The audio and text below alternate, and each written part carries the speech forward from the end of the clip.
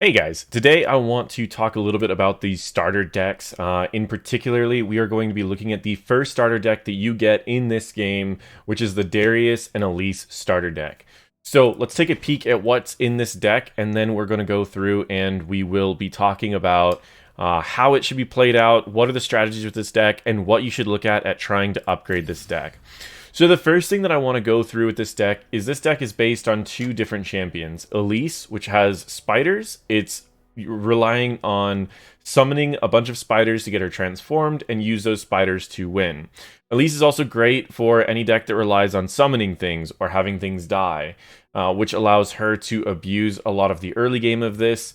And this deck plays out usually with Elise dominating in the early portion, followed by Darius trying to finish up the game. Now, Darius tends to work best with decks that can sneak damage through, do a decent amount in the early portions of the game, and then he works to finish off games. So, these decks actually go in two quite different directions. So, let me play out this deck, and then I will give the tips for upgrading this deck afterwards. We're simply going to play an AI so that this is a fast game and I can talk throughout it, and we don't need to worry about waiting in queue, or we don't need to wait for the enemies to make their turns. In this case, we are going against a Draven deck, but it shouldn't matter too much. As these are beginner guides, we also are not focusing too much on the gameplay. If you want to start off in this deck, you want to make sure that you try to rush or replace as many cards as possible to try to get your Elise. After you get an Elise, you will be looking for rear guards. Anything after that is kind of irrelevant. So we are actually just going to replace this. We've got a decent setup after that. So ultimately, what we're going to be doing is turn one, we're going to bring out one of these. He can't block, but he sure can do a lot of damage, and he's a lot of stats in a one-cost card. Then we will be getting out Elise and trying to attack with her on our next attack phase. In this case, it is our attack phase. We may want to just attack, trade out that 2-1 so we don't need to worry about it, but I'm actually just going to hold back because I want to be attacking with Elise and have him forced to take favorable trades. What I mean by favorable trades is that the person blocking gets to choose what blocks. So you can block like a 3-1 into a like 8-3, and it causes you to have a much better chance on that. Right here, I'm going to bring out Elise. This puts me in a pretty good spot for having Elise if I need to block anything, which is going to be... I almost don't want to block anything because I want Elise to be safer when I attack next turn. So we're not going to block here. She doesn't have regen anyways, but she does have fearsome, so they can't currently block, but I still want to keep her pretty healthy. I guess it doesn't really matter, to be honest. So now what we're going to do is we're going to attack first, and then we're going to bring out some spiders. We have this so we can kill an ally, draw 2 in case they do anything crazy, but that's favorable trades for us, so we like this. We got rid of 2 things on their board, didn't cost us any mana, and we were able to deal with it with a very efficient amount of mana anyways. So he's going to do his turn, he's going to play another one of those, and we are going to probably get out a 1 cost, and then we will go for a... we'll save this, but I don't think we need to draw any cards at the moment. Ultimately, our plans right now is all going to be relying on getting Elise transformed and having out big spiders when we do.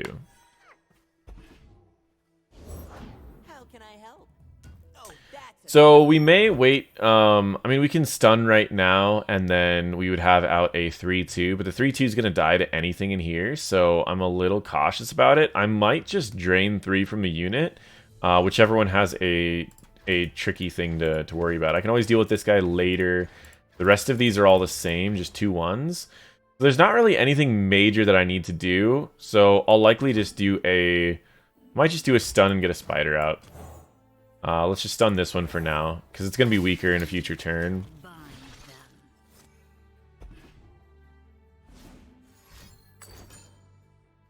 Kill a unit with 3 or less. We can't really do anything other than we can kill it first, and then draw 2 cards.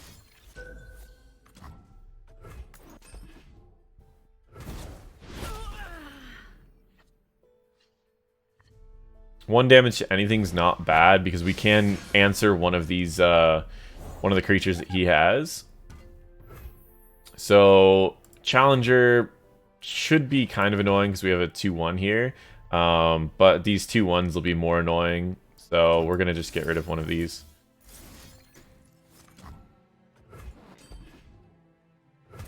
He'll be able to challenge and grab the 2-1, which is exactly what he should be doing.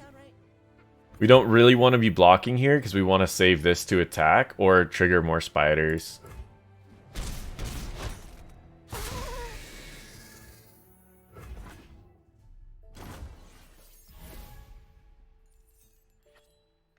So here we go. This is a great card if we did still have Elise on the field. We don't. So ultimately, we're just going to probably do this to fill up our board and then maybe kill one so that we can draw some extra cards.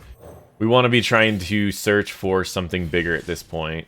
Something that can last us a little bit longer, but we'll probably kill it on a block phase. I mean, that's actually a little interesting because if we kill it on a... We'll save the mana. It's for spells anyways. Everything else in our hand spells, so it doesn't matter if we use it now or later. 1 damage to all enemy units, heal your Nexus. That's going to be really good because all of his units are 1 life. So we are going to use that and clear up everything. And let's just pass. It'll just leave this one out there and we can kill that with a 1-1. Putting study into practice. And that's it. We won't do anything more than that. I mean, I do want to draw some cards and get some creatures out. But if we get an Elise, it's going to be nice to have 2 spiders out. So we're just going to pass.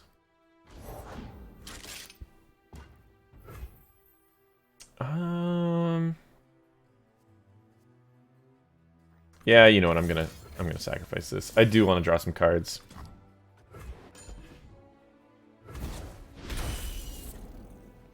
There's a Blade's Edge, 1 damage, and a House Spider. That's pretty good for us. We can play this, and then we'll be prepared next turn if we draw anything better. We also have this, which can do 3 damage, clear up the board in case we need that. So hopefully we draw an Elise. We don't, but that's okay. We have something to summon another spider.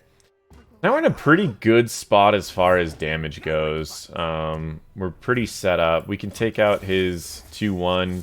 We can also take out his 0-2. And we can also hit him for a good chunk of damage. So as of right now, in this point of the match, you can kind of get a basic idea of what the challenges of this deck is, right? We're running out of momentum, and we are having some struggles as well. Oh, my bad. I should have let that resolve before I switched to attack, because now he just got a free block. But yeah. The big struggle that we're seeing is that if Elise dies, this whole deck kind of falls apart, and there's only 2 Elises in the deck. And the next part is we don't really do enough damage to him before we pick up our Darius. In this case, it's going to work out okay, but normally it's not going to work out that way. So we'll take out, we'll put Darius here. We can do a Decimate to get it into Darius kill range, and then we'll have Darius level up, and we should be able to finish this off. So you can tell there are 2 major directions that this deck could go, and we're just not quite in either of those directions. This is a slow. Let's not. I would rather just attack like this. And then have Darius just hit 10 from the passive damage. That way he doesn't get time to summon anything else and block. So I'll do 4 damage here, and then Darius will be a 10, and we just end the game. So you can see the power of Darius as a finisher. He's an amazing finisher, and that's overwhelm damage too. So even if he did get blocked by that, it still would have been game. So Darius is a great finisher. However, if you like the playstyle of this first starter deck, and you guys would like to upgrade it, what I recommend is breaking it down into the 2 things that it actually does and adjusting. So what are the 2 things that this deck does? 1, it summons really cool spiders. So if you like that playstyle, what I instead recommend you do, if you want to do some budget upgrades, type in spider into this, and you can see all of the cards that affect spiders. I would recommend throwing in a 3rd Elise, because having Elise in this deck is really, really powerful. She's low cost, she does a lot for the deck, and if you can get her transformed, Challenger Fearsome with all of your spiders is insanely strong. Then you're going to want all of the hapless aristocrats, so you can have, and these are very budget upgrades, only 100, or they're just the basic wild cards. The precious pets are also one cast to bring out a very strong spider that can't be blocked, so it allows you to get some extra damage off very quickly and force the enemies to start playing a little bit safer or take some desperate moves to try to clear up your board. Then you also have house spiders. You'll want to make sure that you have 3. So you'll want 3 of all 3 of these, so you get these spiders out very quickly. Vile Feast is something that you'll want to be running quite a few of as well. 3 of those. Arachnid Sentries, that's up to you. The stuns are not as valuable, and getting a 3-cost spider isn't that great. But then Fresh Offerings is very strong in this deck because you're summoning a bunch of little things, and then you can go the Vile Maw. And the Vile Maw is a huge spider with a ton of benefits. And then finally, you're going to want to go with the Host and Brood Awakening, so you can buff all of your spiders that you spawn. So the goal of this deck, if you would to upgrade towards a spider direction, would be get a bunch of spiders out and then buff all of your spiders and close out the game. And then if the enemies are dealing with your spiders, you do Fresh Offering. The cool part about doing this upgrade path is there's no epic wild cards, and there's only one, because you start out with 2 Elises. There's only one champion wild card and a bunch of a bunch of green and blue, which is uncommons and rares, I believe. So this is very inexpensive. You can actually build the upgraded version of this deck with just a focus on spiders within the first day of playing this game, if you like the style of spiders. So that is one direction that you can certainly go. Now, if you're willing to throw a little bit more time and practice into it, there is a streamer that is running a more competitive version of this deck, and that is Swim's Dawn Spider deck. He runs 3 Elises. He runs Ravenous Butchers. So what his plan is, instead of going the spider route, he's going the kill your own creature and get extra value. So this is a 0 cost. You kill one of your 1/1 spiders to get a 3/2. Then he also is going to have a challenger, which allows you to grab things. He's going to have, again, things that die that give you benefits, things that die that give you benefits, things that when things die, you get benefits. You get the picture of this, because that's essentially what he's going to go with for everything, is whenever things die, you get something. And so that's the plan that he's going with this. So it's a little bit more expensive because you can see there are some epics that you need to throw in there with the things like the Dawn Speakers, as well as, he used to have one other epic. Oh, here it is, the Rasa. So you'll have Rasas and Dawn Speakers to pick up, which are the epics. Then you have still, again, a bunch of uncommons and rares, and one more Elise. So it's still budget compared to a lot of the other decks, but this is a little bit more commitment if you do like this. And this is less of summoning spiders and getting value out of them. It's more of summoning a bunch of things that then gain value from dying. So that is Swim's Dawn Spider version. Now, if you like the other side, where I finished off with that huge damage from the what's his name, Darius, then we can do a different version of this deck, and this is more of a charge in, do a huge amount of burst damage, and then, or at least get them low really fast and finish them off with Darius. There are a wide variety of decks with this playstyle, but I do think you can always approach into this direction, which is Super JJ's, Draven, Jinx, and Darius. I think if you want to go a more budget version, you can pretty much just run 3 Jinxes, 1 Darius, and then just run a bunch of low-cost spells to abuse the fact that Jinx's whole effect. And that's really the easier way to go with an aggro that finishes off with Darius.